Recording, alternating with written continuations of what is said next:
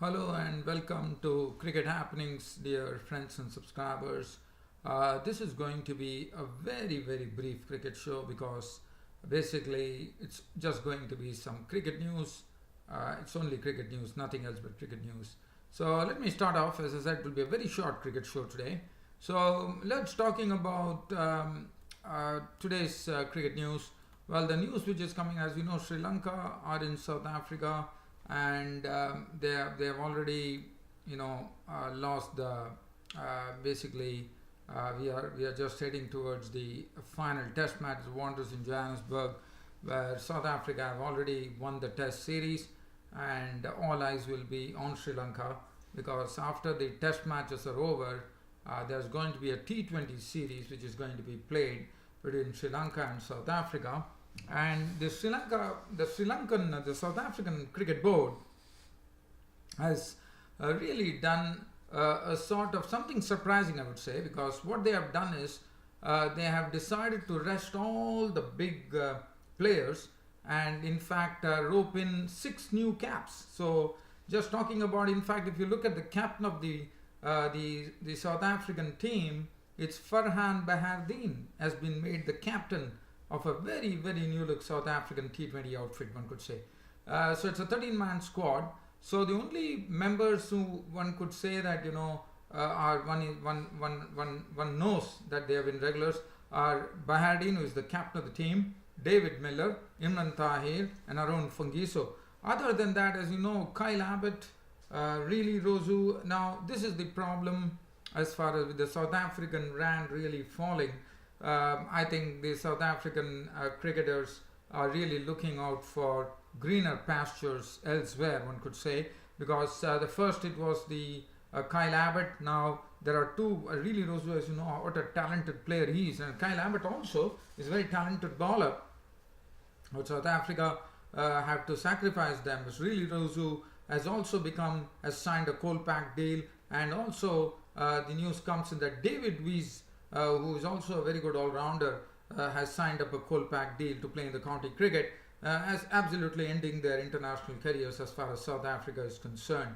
Very sad, really. Rosu, I thought, was a very talented bloke, and really feel sorry that this is happening. As far as the South African team goes, they have decided to rest all the big names. I'll tell you, there's no du Plessis in the team, no Kyle Abbott, no Hashim Amla, Quinton de Kock, E.B. de Villiers, J.P. Duminy, Chris Morris, Kagiso Rabada, Really Rosu, Dale Steyn, and David Wiese all have been rested for the T20 series, and the South Africans have really gone for an absolutely new side, one could say.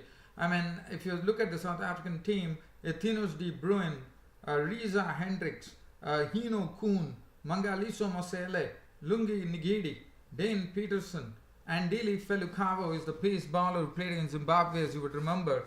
John Smuts and Wayne Parnell is another one we know who's making a comeback. So they say that basically they are building up for the Champions Trophy in England in the middle of the year, and they have decided to give some rest to all the senior players. Those senior players who are actually playing the Indian Premier League, they will be playing non-stop right from the August tours coming up. So they have South Africa have some big tours coming up, and they've decided to rest all the big players. So this is the news which is coming in. Andile Fulkawa, which I was talking about, was the South Africa's highest wicket taker in the recent ODI series against Australia, and he will get his T20 debut. Now this is the team. So it's a brand new team that South Africa have gone for. Farhan Behardein is the captain, and the known names are Imran Tahir, David Miller, Wayne Parnell, Arun Fungiso, and Andrew Falcao, who played a few one-day matches. So definitely there is a lot of not revamping, basically, because South Africa have a lot of matches coming up, in the sense they are going to be touring a lot of countries. As far as international cricket calendar is concerned, they have decided to rest all the big players and see to it whether they can get some talent out before the Champions Trophy starts in England in the middle of this year. other than that, well, the news that is, I'm just going to look at some cricket news which is there, and I do see that as far as cricket news is concerned, I can say that the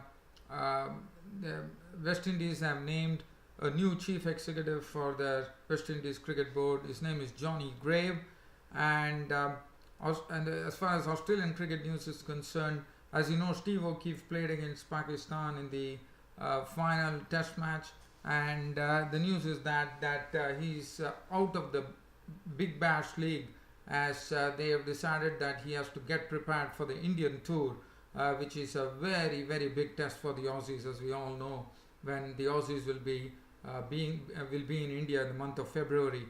Other than that, the news from the West Indies comes that Darren Bravo has even been left out from the local squad, that is the Trinidad and Tobago squad. So one does not really understand as to what's going on as far as West Indian cricket is concerned.